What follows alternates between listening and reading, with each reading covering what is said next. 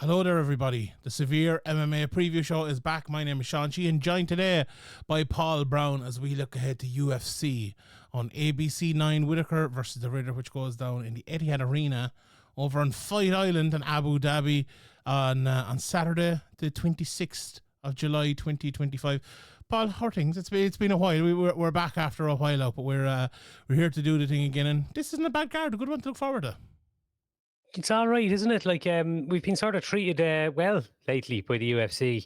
The first half of the year, there was a lot of us giving out and grumbling about the standard of some of the fight cards and whatnot. And I think when, a lot of fights just that we wanted to happen weren't happening, the offshoot of that is that a lot of them now are going to be happening in the second half of the year. I mean, with the fight announcements we had this week, it's looking great. We had Dustin Poirier's kind of magical retirement party last week, which I thought was beautiful.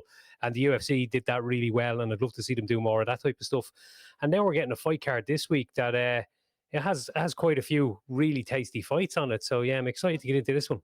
There's a lot of fighters, going through this the other day, a lot of fighters that are at a place in their career where it'll either be maybe the start of a downfall or them winning it and proving that they're still there or thereabouts. The main event, the co-main event could say that. You could even argue Shara at where he is at this stage of his career, but we will get to that.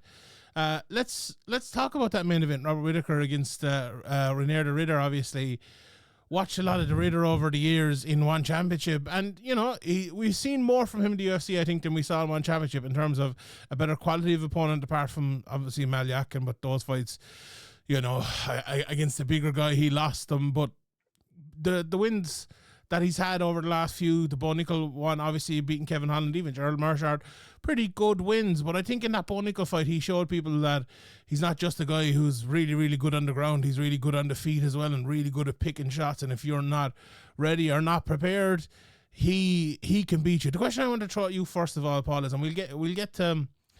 I think it'd be hard to argue that the Ritter isn't at the best stage of his career right now, and we'll get to where Whittaker is in his career right now. But do you think that the Ritter, where he is now, can beat the best version of Robert Whittaker? If the best version we've ever seen of Robert Whittaker turns up, who wins this fight? If it's the best version of Robert Whittaker, I don't think there's any debate really. I think Whittaker, his ceiling far higher than the Ritter's, but that's going to be the big question, isn't it? Like, I mean, he's coming in there off that loss to Khamzat Chimaev, and the day we start holding that against fighters is it's going to be quite a sad day, because Khamzat is doing that to absolutely everybody he faces these days. But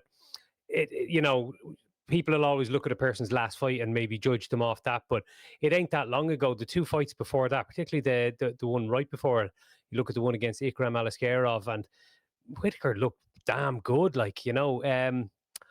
I'm looking at his striking in that fight, and he looked sharp, and his feints were getting bites out of Aliskerov, and he really, really rocked him and ended up finishing the fight on the feet.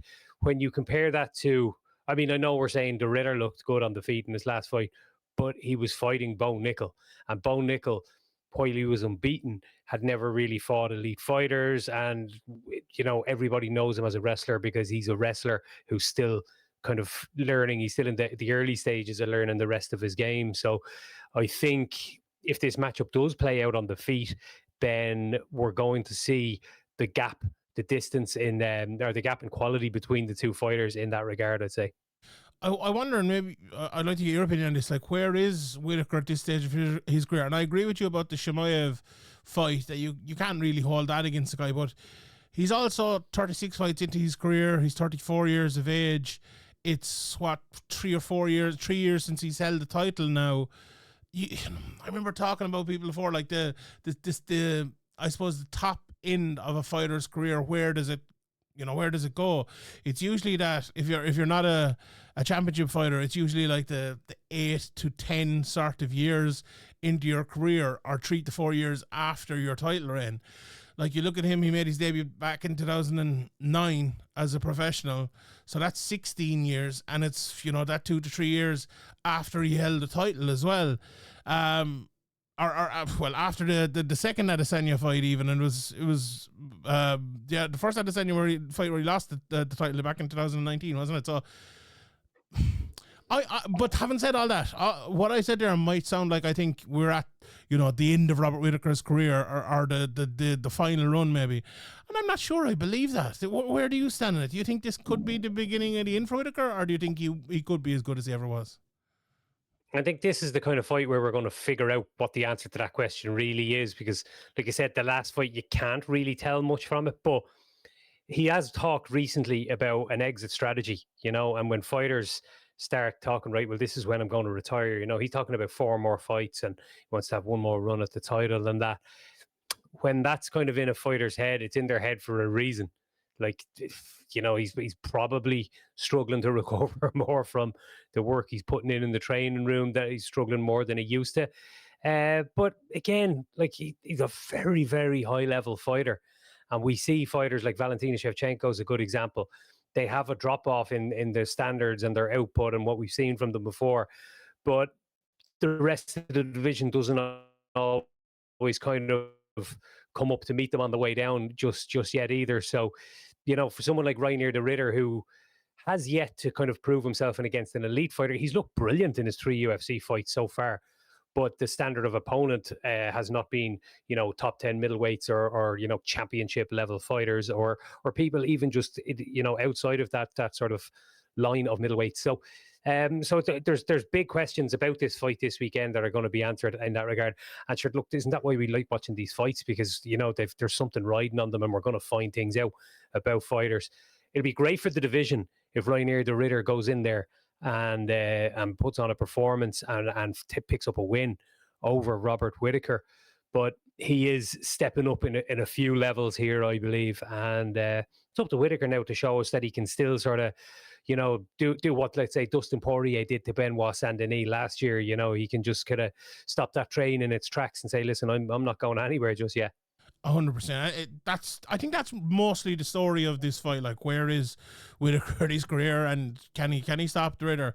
And I suppose the tactical aspect of it, like you look back at the Ridder fights and against Malyakin, and the reason he lost those fights, really, look, Malyakin is a light heavyweight or a heavyweight. He's a bigger guy than the Ridder, no doubt about that. But it was the pressure, the pace, walking him down. We've seen Whittaker doing that many times. But what Whittaker can also do is what he can do is basically what Bo Nickal was unable to do in the last fight. And we saw that against this is a weird way of putting it, but we saw that against Yoel Romero. And what we basically saw was he's able to break the rhythm of a fighter. He's able to not allow them get going in a way they would want to go. Now, Yoel Romero, a very different fighter from the Ridder, but like Whittaker can do that against people, and he does it really, really well. What Whittaker really struggles with is what the Ridder struggled with in the Malyakin fight, and that is guys who are physically more outstanding than him, or guys who are technically more outstanding than him. The Duplessis fight, a bit of the physically, I would say, in that, but that was a real outlier performance of Whittaker. He was so bad in that fight, it was ridiculous. And the Darren Till fight, I think, was a similar little bit as well. But the good things that Whittaker does are a real issue for the Ridder, I think. And what the Ridder does well, Whittaker has seen before.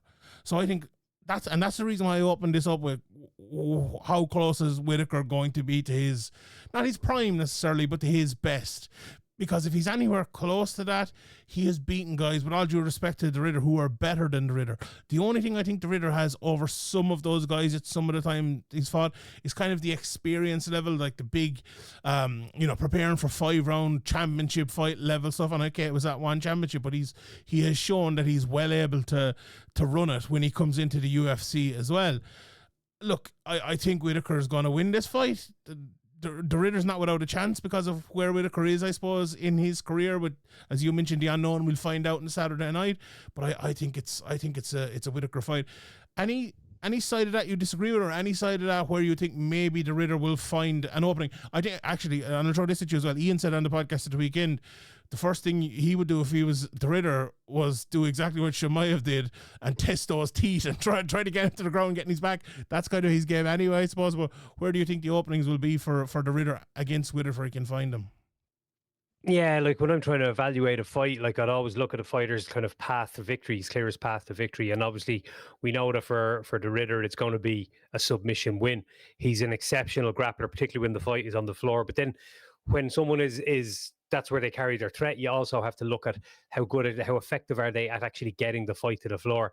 Now, Hamzat Chimaev can get anyone to the floor. He can shoot. He can do things you're not supposed to do. He can shoot at you from 10 feet away and still get you to the floor, which, it defies logic a little bit, but like, he's an outlier in that respect. There's not other fighters aren't going to be able to look at that and say, hey, well, I'm going to do that. De Ridder is a very good, very accomplished wrestler. Where he really stands out in the takedowns and things like that is with trips and throws. He's excellent with stuff like that.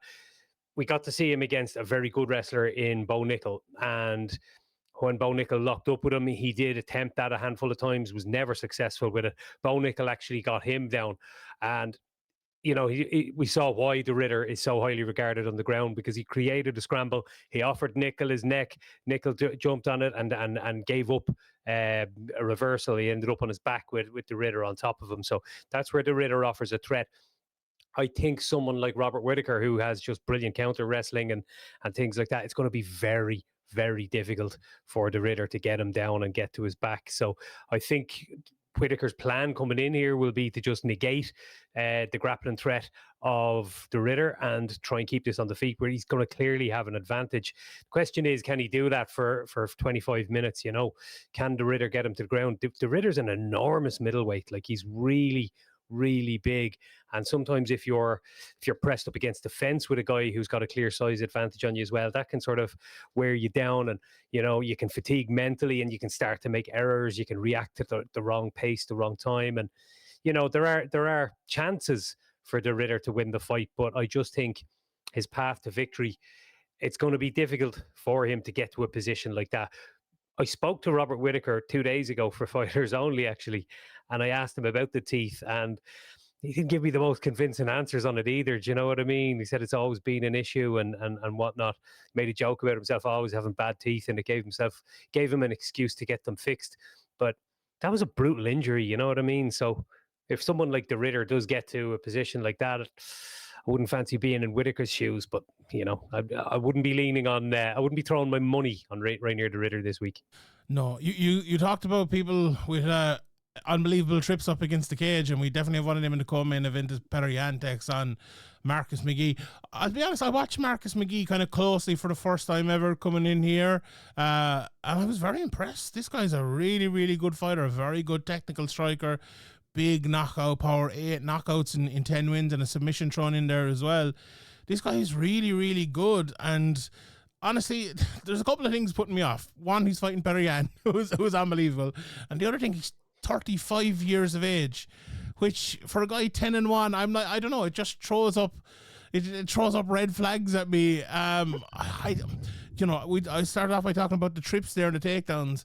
I think that might be a major part of it too for Yan. Yan against the cage is so good, and a guy like McGee, you almost have to close the distance against him, whether you're striking with him or whether you're trying to obviously take him down and push him against the cage. You have to do that. And I think that's where Yan has a major advantage in a fight like this. But if I woke up Sunday morning and I saw that Marcus McGee had won this fight by a decision or by a knockout, I wouldn't be at all shocked, to be honest. Very, very, very impressed with him. What do you think of McGee, and what do you think of the fight in general? Yeah, well, like yourself, I would have been aware of McGee, but hadn't really watched him a whole lot. And, a lot of his fights in the UFC have come at the apex. So I think 4 of his 5 fights or whatever have come at the apex. So that kind of explains why I haven't seen much of him, because he's been fighting in front of like 7 people on the bottom of a card somewhere. But I haven't watched that last fight against Jonathan Martinez. God, yeah, he does look impressive, doesn't he? He's very, very dynamic. It's the big thing for here in this fight is going to be, like you mentioned it there, it's going to be the ranges. So he wants to be just on the outskirts of that boxing range, blitz in and blitz out. And then Yan kind of does his best work. We know he's a tremendous boxer. And you've mentioned those trips. You're going to see, obviously, here, McGee fights predominantly out of the southpaw stance. And there's a couple of things that stood out to me in the last fight he had against Jonathan Martinez. And obviously, Martinez, a southpaw too, which southpaws don't usually get to face. Like 9 times out of 10, they don't get to face another southpaw. So what happens then is the outside leg kick becomes available. same way as it does when I'm an orthodox fighter and I'm in there with another orthodox fighter. And a lot of southpaws maybe aren't that well versed at using that like it's a particularly basic kick, but they're not used to kicking the outside of that back leg, you know. But Jonathan Martinez did a fantastic job of really damaging and slowing down McGee. Really, McGee had a great first couple of rounds, but he was struggling in that third round. We saw him have to switch stances. Now, luckily for him, he was adept enough in the orthodox stance too. He had enough about him to kind of survive the last 2 or 3 minutes of the fight. But I think Piotr Jan will look at that, and Piotr Jan's a fighter who can fight really well out of both stances. Out of that southpaw stance, he'll have no problem throwing that outside leg kick if he thinks that's going to be a weakness. But what he also does brilliantly from there, like not even against the cage, but out in the open water, is he's constantly trying to attack those outside trips, those Osoto Garis, where he steps across the outside. You know, he's southpaw, the other guy's southpaw. He steps past the lead leg and tries to reap it, you know, as he's trying to maybe clothesline the guy or grab him with a collar tie. So I'd expect to see him going for a lot of things like that, you know, closing the distance, let's say in his orthodox stance, throwing a jab. And as he throws his right hand, he likes to step through as he's throwing it. So I'd like to, I think we're going to try to see him maybe, you know, hit some swift trips and takedowns that way. But it's going to be a battle of the ranges. And like you mentioned there, I was confident. I was like looking at Marcus McGee, thinking, "Oh, this could be brilliant. Like he has a real chance here." And then you go back and you watch Piotr Jan's last performance, and you're like, "Oh man, he's still got it too." You know, like Marcus McGee is actually older than Piotr Jan, which 3 years older. He's not in the UFC. Yeah. I didn't realize Piotr Jan was so young. I was looking at him in the same way I was looking at Whitaker, going, you know, is he maybe on the decline now? But like, realistically, he may not be, you know, and he's a real handful for anyone. So I think it's going to be a brilliant fight. I think it's a great stylistic matchup, but it's a big test for McGee. Big step up as well. Funny you talk about Southpaw versus Southpaw. I was interviewing Liz Carmouche yesterday or the day before, and she's fighting Jenna Bishop, who's also Southpaw, and I kind of asked her about the Southpaw versus Southpaw thing, and she says one big advantage, because like there's more Southpaws now than before, she was saying, so the striking isn't too much of an issue, but the grappling, she said it's a big advantage for a Southpaw who wants to grapple against another Southpaw, because usually they kind of have to go looking, if they're looking for, let's say, a single leg, they have to go looking for the opposite side leg to get the takedown, and it's easier. And you know, Damian Maia used to always talk about this. He actually preferred the other way around, the way he could get in, because he used to kind of get in, grab a leg and trip inside and trip the front leg, and it was a little bit easier for him. But she said for someone like Jenna, she's trained with her as well, that you know, that's going to help her. And you have to think about Jan in that sort of situation as well, that him getting inside with those trips, that Southpaw stance should help him. So, and as you said, the 3 rounds, I think that'll benefit him as well. Let's run through a few more of these fights.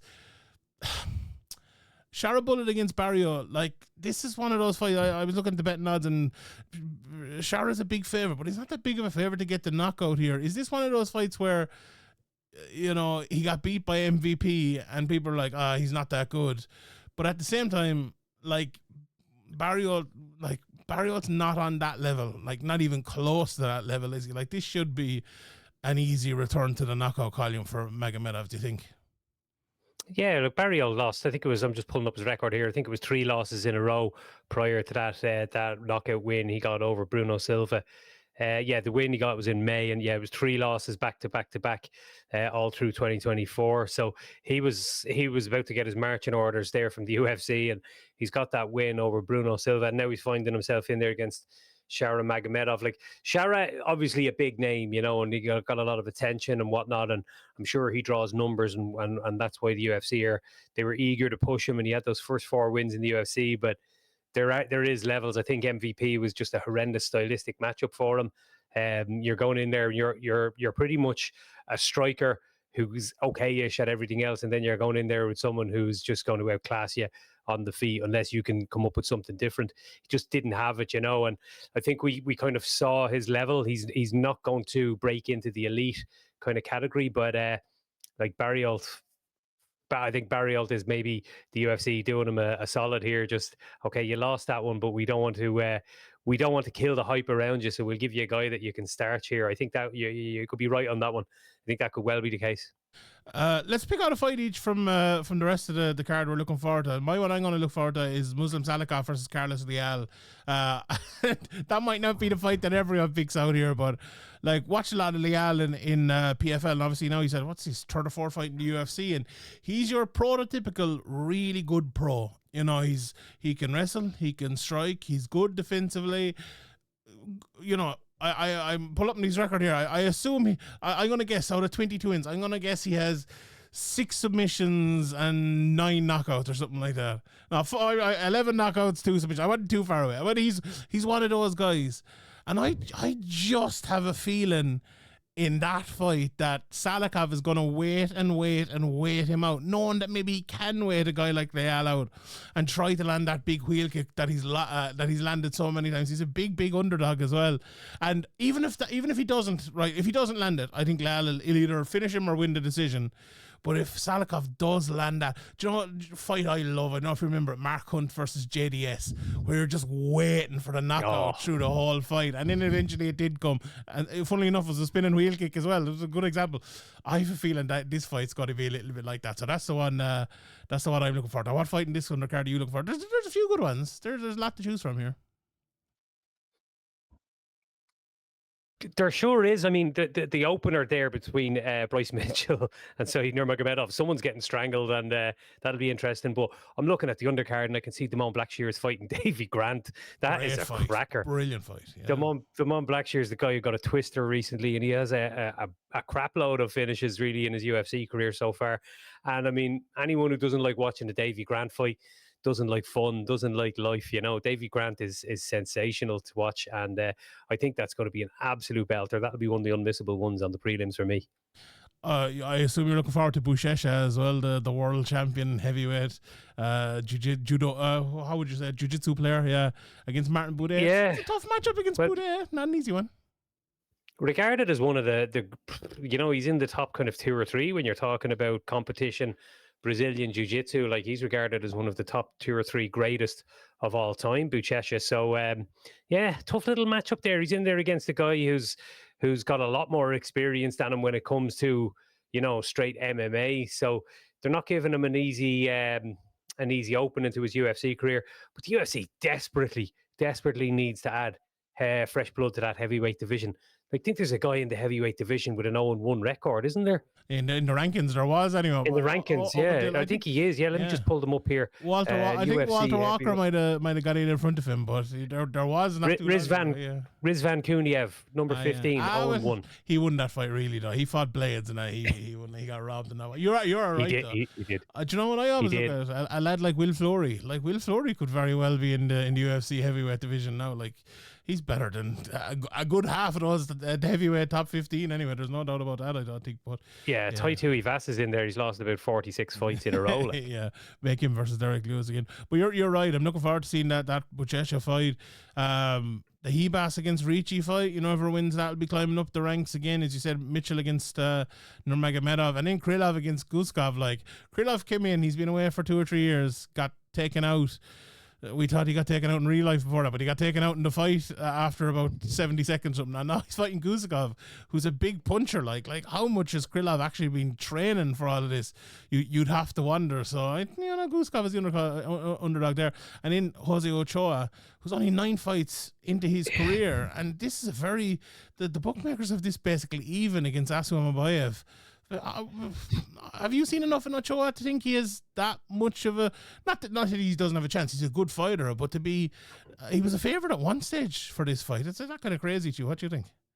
Wow, yeah, because Almabayev is sensational. Like I know he came up short against Manel Cap, but he's outside of that, he's looked really, really good. He's powerful, dynamic. His wrestling's phenomenal. Spinning back kicks. You know, he does a lot of really good stuff. So that's a big test. Jose Ochoa is only about 2 fights into his UFC career as well, isn't he? And they gave him Lonner Kavanagh. Was that on the Contender Series or in his UFC? No, that was in the UFC. I think. Yeah, he lost that fight, didn't he? It was a close enough one though. Yeah. Yeah, because even Lonner Kavanagh got a guy who was like 6 or 7-0 in the Contender Series, and I think Ochoa was roughly around that when they fought in the UFC as well. And so, like, they're giving some of these guys coming in with great records, they're giving some big tests, and Ochoa has got another big one here. Almabayev, you know, already 5 or 6 fights into his UFC career, and has been in there with some of the, well, obviously with Manel Cap, who's right thereabouts in the title discussion. So yeah, it's a big jump up, if he gets a win, fair play to him, but I don't know, would I be throwing too much money on him, especially if if the odds are not that good anyway, There is one other fight actually on that undercard that I was looking at, and you're probably guaranteed a knockout in this one. The Turkish guy, Ibo Aslan, and he's fighting Yes. Billy Adekana, who has a gut load of first round finishes. He hasn't got one in the UFC yet. He's 0-1. It was Guskov actually knocked him out, but both guys just come in there, and someone usually gets knocked out if either of them are fighting. So that's a light heavyweight bout. You could probably put some money on that one ending before the 15 minutes is up. Yeah, and he fought in the PFL, didn't he? He fought your man Chuck Campbell, who fought in he fought for the Cage Warriors title, didn't he? If I'm not mistaken, the light heavyweight title. So yeah, he's he's a good fighter as well, Adekana. So yeah, there's probably going to be a nice knockout there somewhere. So this is a good card, to be honest. It's a pretty good card. Like, we looked at last week's card and we're like, for a pay-per-view card, this isn't amazing, but it's a well match-made, fun fight card, and it turned out to be that. I think we've a very, very similar thing here. So I think it's on at a good time for us as well on Saturday. So we'll all be tuning in. 5 p.m. the prelim start for us in Ireland, yeah. That's too early for me now. I need it a little bit later. Give me like 8 or 9 o'clock, but we'll be watching anyway. All right, everyone. Thank you very much for tuning in. For me, Sean, and Paul, that was the Severe MMA preview show. We'll see you all next time. Good luck.